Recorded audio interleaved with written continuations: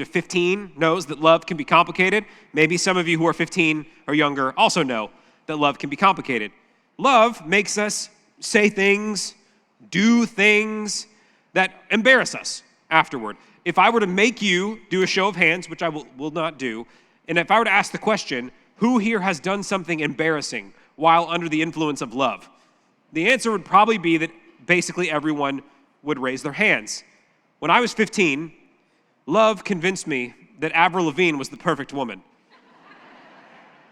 I was mistaken. I will say, though, her first album, Let Go, masterpiece, incredible. So maybe I was half right. I did find out later in life she married the lead singer of Nickelback, which shows that her judgment was also skewed. So definitely not the perfect woman. Anyway, love makes us do interesting things, but love also has an undeniable it factor to it. It can light a fire in you in a way that very few other things can. Think about all of the great works of literature or music that have been inspired by love. I think about Dante. One of the great works of all time is Dante's Divine Comedy. It's an Italian poem. Some of you might have had to read part of it in school, but it's this wonderful work of literature. And Dante tells us that his inspiration came from this beautiful woman, Beatrice, that he saw when he was a boy. And she captured his heart, it lit a fire in him, and it inspired him to write this great work of literature. And so love, we see it in ourselves, we experience it, and then also sometimes we see in other people that love has these interesting qualities to it. A very good buddy of mine, lifelong friend, to protect his identity, for this story I'm going to call him Russell, because that's his actual name. So he's a lifelong friend of mine, but when we were young single guys, I got to see his exploits in love. And I came to the conclusion, after a little bit of time, and by the way, this is outside of my normal personality structure, but I came to the conclusion that I could do a better job of finding a partner for Russell than Russell could do at finding a partner for Russell. And it turns out I was correct about this. So what I did was I worked with another coworker of ours, and we just made a diabolical plan to set Russell up with the girl that we knew he would actually do well with.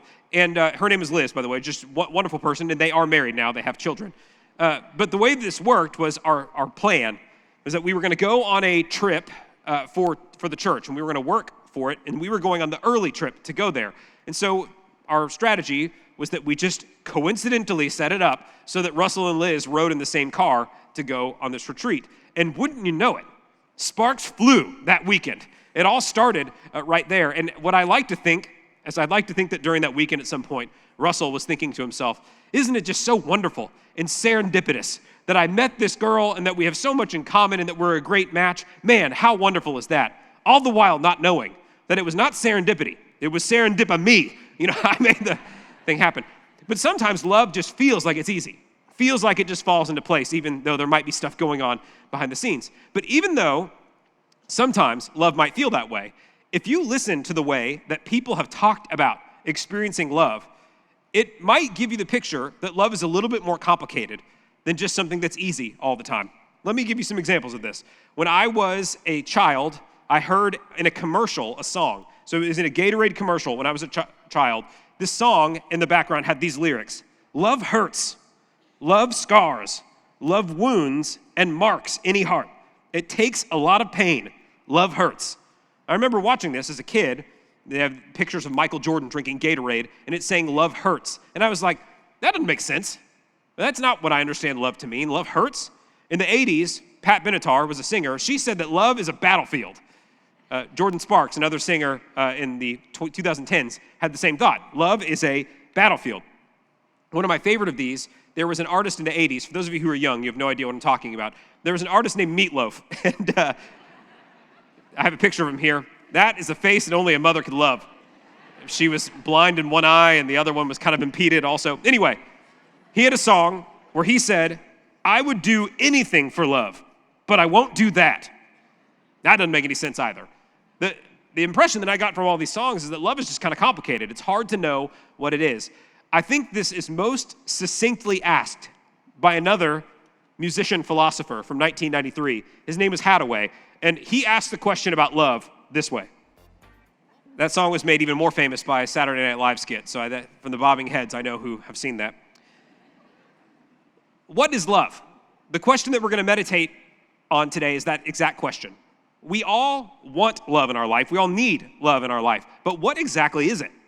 Sometimes it's not that easy to really wrap our mind around what love is. So, what is love? That's what we're going to talk about this morning. The idea of love is all over the biblical narrative, every part of it. The beginning, the creation story, the prophets, in the New Testament, it's everywhere. I want to read you just a few verses that end up talking about love. Psalm 63 says, "Your love is better than life." Psalm 36 says, "Your love, Lord, reaches to the heavens, your faithfulness to the skies." In 1 John, in the New Testament, it says it even more clearly, "Whoever does not love does not know God, because God is love." John 3:16 said, "God so loved the world that he gave his only son, that whoever believes in him will not perish, but have eternal life." Romans 5:8 says, "God demonstrates his own love for us, that while we were still sinners, Christ died for us." So love is all over the Bible, but that still doesn't answer the question, what is love? What is it? How do we know what it is? How do we know what it does? Our main passage today is a famous passage. You've probably heard it at many of the weddings that you've been to, but it comes in the book of 1 Corinthians. If you have your Bible, you can turn there, 1 Corinthians 13. But it is a reflection by the Apostle Paul on love. Now, my thought is that since we just finished Galatians, and then we're about to go into Palm Sunday and then Easter, this is a good time for us to reflect on what is God's love. Love as we experience it, and then love as it actually is. What is it? In 1 Corinthians 12, Paul had been speaking to the church and telling them there are these different powerful gifts that God gives to build the church. Gifts like hospitality, prophecy, miracles, speaking in tongues, all these different gifts. But then afterward, Paul says there is a better, more important thing than these powerful gifts. And he says it this way: "If I speak with the tongues of men and of angels, but do not have love, I become a noisy gong or a clanging cymbal. If I have the gift of prophecy, and I know all mysteries and all knowledge, and if I have all faith so as to remove mountains, but do not have love, I am nothing. And if I give all my possessions to feed the poor, and if I surrender my body to be burned, but do not have love, it profits me nothing." Paul begins by saying, any mighty thing that you could do, any important thing that you can do, has no meaning if there is not love behind it. He says you could speak in divine tongues, the mysteries of the universe, and what it's going to sound like is not like beauty. It's going to sound like a clanging gong, a clanging cymbal. My wife and I have 3 children. 2 of them right now are boys that are 7 and 3. If any of you have kids or siblings that are in that age range, you know what we know right now, that as soon as they learn a new sound, they are going to make that sound as loudly and as obnoxiously as they can for as long as humanly possible, to where your ears are just drowned out with just pain. And the idea Paul's giving here is that you could speak the most beautiful thing in the world, and if there's no love behind it, it just sounds like a clanging gong. It sounds like, I'm not going to make the noise, but Jim Carrey in Dumb and Dumber, he says, "You want to know what the most annoying sound in the world is?" And then he makes it for a while. That's what it means if you don't have love. You could prophesy and know the deep mysteries of the universe, and it means nothing if you don't have love. I mean, this means a great deal to me. I want to know the deep things of the universe. I want to know the truth. I want to seek to find it. But you can know everything, and it won't matter if you don't have love. You could have faith to move mountains. You could believe so strongly, and you'll still be nothing if you don't have love.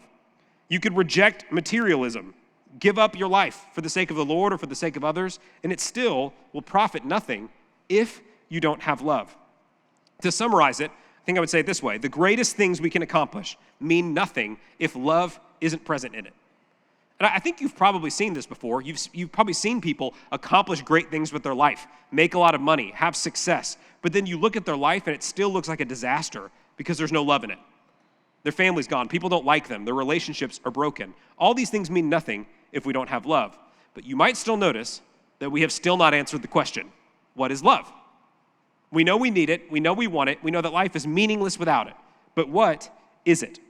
I think part of the reason that it's hard to talk about what love is a difficulty of language. And I'll give you an example of what I mean. I say to you, and I use this word to say that I love my wife, which I do. And that means a whole lot of things, the fact that my wife and I love each other. But I use the same word to say that I love Taco Bell. And I also mean that very passionately. I love Taco Bell. I hate it too. Love and hate it at the same time. But we use the same word to describe both things, and I hope that they don't mean the same thing, right? That my love for my wife is different than my love for Taco Bell. And part of the issue is that we have one word that describes a whole list of things, where in some other languages, they'll have multiple words to describe different types of love. And this is particularly true of Greek, which the New Testament was written in. So what I want to do really quickly is go over 4 Greek words with you that each mean love, but a different type of love. This is summarized very well, by the way, if you want a reading assignment. C.S. Lewis wrote a book called The Four Loves that talks about this exact thing. So here are 4 Greek understandings of what love is with different words. The first one is this, eros. That means romantic, passionate love. That's the kind of love that every song that you've ever heard about is about. All the movies that you watch are about.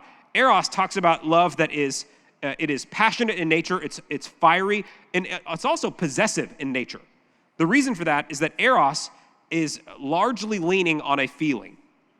That you get a feeling from how much you are attracted to, attached to this other person. That is eros. It's possessive. It's also not permanent. I think if you've seen this brings up all the song lyrics that we read before, that love can be a battlefield. Why does it feel like a battlefield? I would do anything for love, but I won't do that. Love hurts. You know, it comes from this idea that eros is not permanent. It comes and it goes. It's fiery, it's passionate, it's here, and then it's gone. That's what most people are talking about when they usually say love. But we also know there's different types of love. Another word is storge. This means like dutiful love, the love that maybe you feel for your family. If you have a child, you have an attachment to that child that just comes by nature of them being yours. If you have a sibling, you might have a love for your sibling, even though you dislike them sometimes. You have a love for them that's just the attachment of your family. It's from that dutiful love that's just based on where you're from or who you care about. Sometimes this kind of love extends into things like our country, if you're patriotic for your country because you're from there, or your university. I think we might have a few University of Houston Cougars that are feeling some strong storge right now, loyalty to your school and excitement over what happened last night with the team. I've grew up in Houston. I'm not a University of Houston person, I'm sorry. But because I grew up in Houston, I am a fan of the Astros. I'm a ride or die Astros fan, and it doesn't matter if they're good, which they've been mostly for the last decade, or if they're bad, or if they cheat. It doesn't matter. I am attached to what they're doing. I will go to my grave saying that everyone was doing it, okay? We got railroaded by the MLB. Anyway, okay. What were we talking about?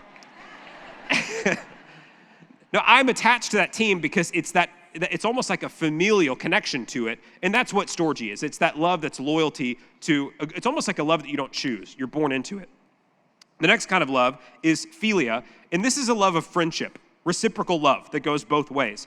If you've ever been to Philadelphia, Philadelphia literally means city of brotherly love, or city of friendship love. So philia is a love that it's both people loving each other in turn, and a strong friendship is built on this kind of love. You give and you take. You care for each other. The philia is a mature kind of love, a friendship that's built on loyalty, mutual trust. It's a strong thing that everyone really needs in our life. That's what philia is. The last word is agape.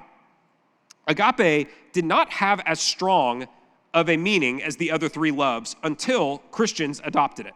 So agape was simply a Greek word. It meant love.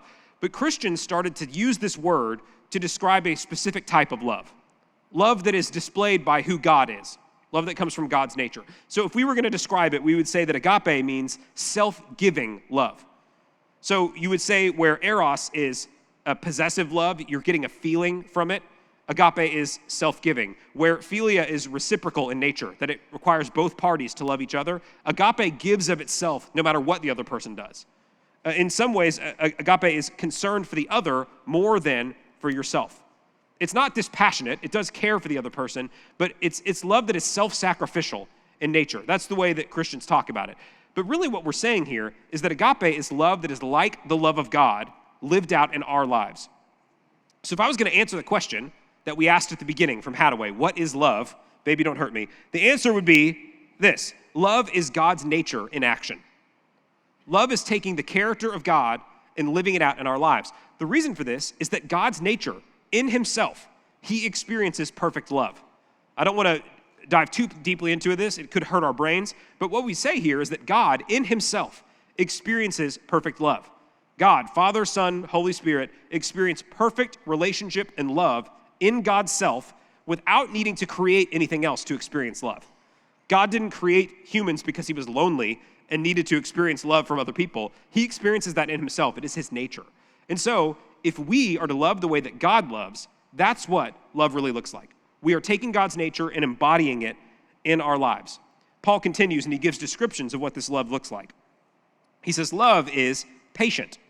Love is kind. It does not envy. It does not boast. It is not proud. It does not dishonor others. It is not self-seeking. It is not easily angered. It keeps no record of wrongs. Love does not delight in evil, but rejoices with the truth. It always protects, always trusts, always hopes, always perseveres. Love never fails. So Paul gives us this description of what the characteristics of love look like, its qualities. And you might have noticed this. It stuck out to me so dramatically when I read it this week. These qualities look so similar to Paul's description of the fruit of the Spirit in Galatians chapter 5 that we read a few weeks ago. Love is essentially all of these fruit that come from the Holy Spirit in our lives. It is patient, so it does not react quickly to other people. It is kind. It's not boastful. It's not arrogant. It is self-giving in nature, slow to anger. You might say that you love somebody, but if you're quick to fly off the handle at them, are you really loving them? It does not keep a list of wrongs. This is a really difficult one, by the way. If you're in a long-term loving relationship of any kind, so if you're married or if you have a child or if you're a parent or a sibling, it's really easy when you come into friction with the person that you're in a relationship with to start listing off things that have made you mad in the past. And by the way, that's not fighting fairly. If you're in some sort of argument with somebody and then you're like, well, you did this to me 3 years ago. Well, that's not fair. You're not talking about the thing that you're talking about anymore. Love doesn't do that. Love does not keep a list of wrongs. It's consistent and it never fails. That's what love looks like. Love is a love that is patient with people, kind, it gives of itself, it is slow to anger, it loves other people. That love is all these things listed into one. So if we were going to describe what love is and love is not, I would say it this way. Love is a choice. Love is a choice. So we've said that love's definition comes from being what God's nature is like. We are not God.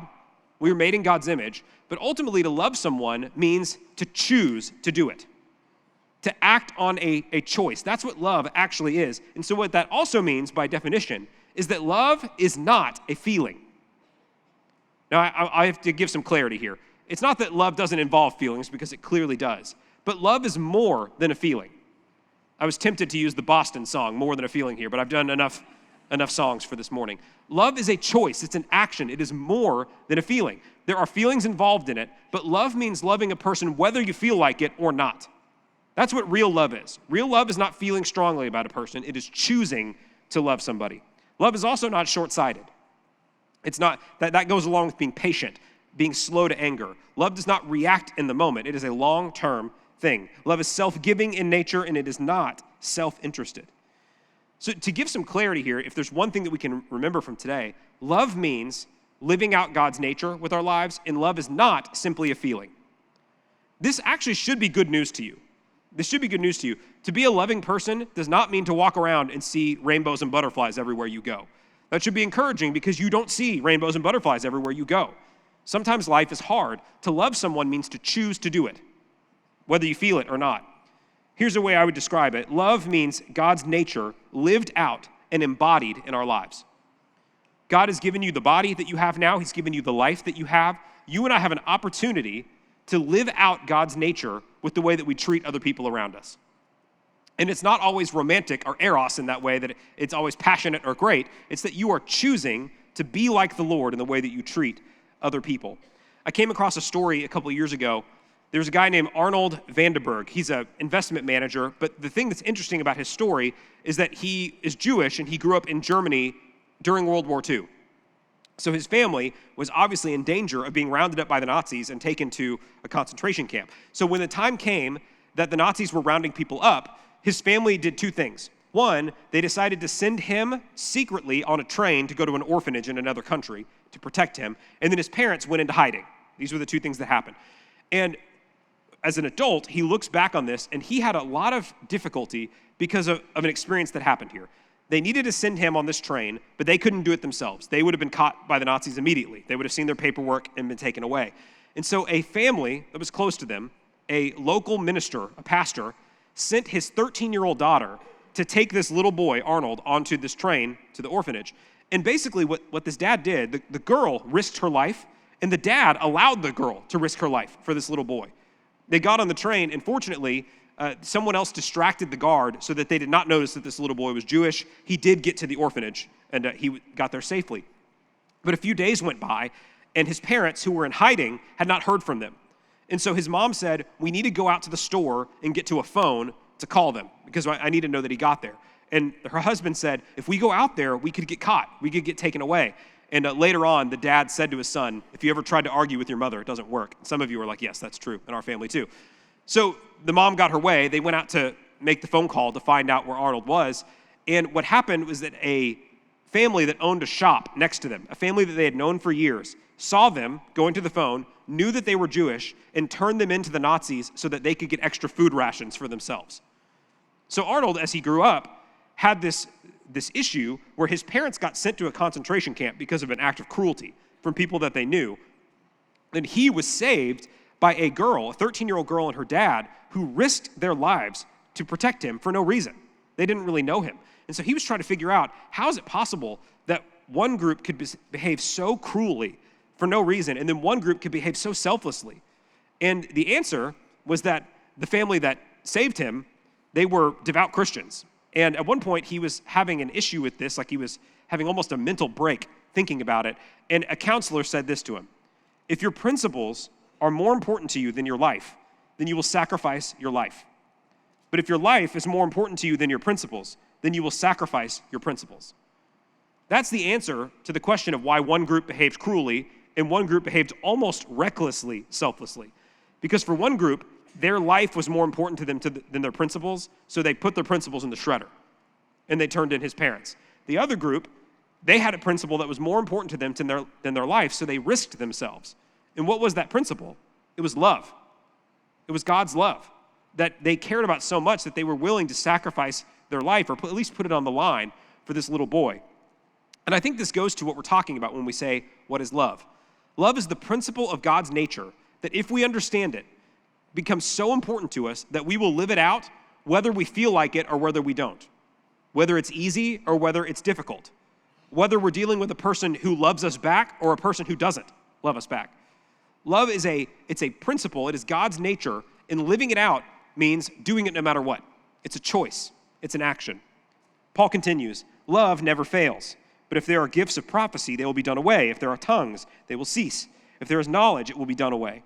For we know in part, and we prophesy in part. But when the perfect comes, the partial will be done away.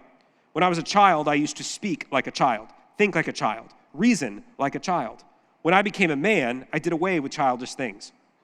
For now, we see in a mirror dimly, but then face to face. Now I know in part, but then I will know fully, just as I have also been fully known. Now faith, hope, love, abide these three, but the greatest of these is love. God's nature, his love, there's going to be a day where we see it face to face. And my belief is that when we experience it, it will be so overwhelming that we will understand why everything has happened the way that it's happened. There's going to be a day where we see God's love fully, and we're going to say, okay, now I understand all of it. But right now, we only see it in bits and glimpses, fits and starts. But we're still left with this issue, though, that we were made to love, and we were made to experience love. So how do we do it? If we don't fully understand what it is, how do we live it out? And to make it as simple as possible, I think the answer is this. Love right now, for us, we who don't fully understand it, are marred by our own perception and skew of the world. If we want to know what love is, it means that we need to serve. God's love in action in our lives looks like service. You may not always feel it, you may not always understand it, but if you are serving, then you are training yourself to love the way that God loves. Right before he went to his crucifixion, Jesus said this to his disciples. Jesus called them to himself and said, you know that the rulers of the Gentiles lord it over them, and their great men exercise authority over them. It's not this way among you, but whoever wishes to become great among you shall become your servant, and whoever wishes to be first among you shall be your slave, just as the Son of Man did not come to be served, but to serve, and to give his life as a ransom for many. Jesus says that I, Jesus, came as the Lord of the universe, and I came to serve. That's God's nature. He's saying, if that's true, then you, being my people, made in my image, need to also serve as well. I think so many of the things that many of us do that are self-destructive in our lives is we are making these choices because we crave to experience love. And so we put ourselves into disastrous relationships, or we pursue pleasure in ways that is harmful to us because we're trying to be loved. And the actual answer to the question, if you want to experience love, how do you do it? You serve. Do you want to feel love? Serve other people. Do you want to make a dent in other people's lives? Serve other people. Do you want to know what love really is? You only learn it by giving of yourself. Love is not a feeling. Love is a choice. Love is an action. I had a person in my life, and I tell people this often, outside of my parents and my wife and my family, the person that probably had the greatest influence on me spiritually was a guy named Chad. And Chad, the way I know him is that he was my 6th grade basketball coach in our church league. So it was extremely competitive. He taught me how to throw elbows. He didn't. But Chad, just because he wanted to served as our 6th grade basketball coach. And then later on, when I got into 8th grade and through high school, he became the small group leader for my friends and I at church. And basically, Chad's influence on my life came entirely from him serving us. Him taking time out of his life to spend time with us, answer our stupid questions, teach us things about the Bible, put up with our, more often than not, inappropriate jokes. Chad just served us. He was there for us. He was a presence in our lives, showing what a faithful, godly guy looks like. And Chad actually gave me the book that when I read it as a senior in high school, it made me feel the call into ministry. So Chad was extremely influential in my life. I probably wouldn't be a pastor now if not for Chad. And then when the time came that I finished in college and then in seminary, the time came that I got hired by the church, and I called Chad and I said, I'm coming back to Houston. I'm going to work at the church. And he said, do you know where you're going to live yet? And I said, no, I'll figure it out. And he said, well, why don't you just come live in the extra room in my house for a few months? You can do it for free until you figure out where you're going. And that is what Chad was like for the entirety of our relationship. And he's still like that to this day. Anything that I need, he will serve. That's just who he is. And that was so meaningful to me when I was basically a child coming out, not knowing what I was doing. I was 25 years old. But let's not worry about the actual age I was. Chad's relationship with me is that he served, and that he gave me a biblical, a model of what a biblical, godly guy looks like. And because of that, his influence on my life, I think, is way greater than he will ever understand. And my challenge to you would simply be this. If you want to experience love in your life and be a model of love to other people around you, the answer is simple. You need to serve. It's not about what you can get out of it. It's about what you give. The more you do that, the closer you will be to what God's made you to be, and the closer you'll be to God. If you want to experience the love of God, serve other people. It's that simple.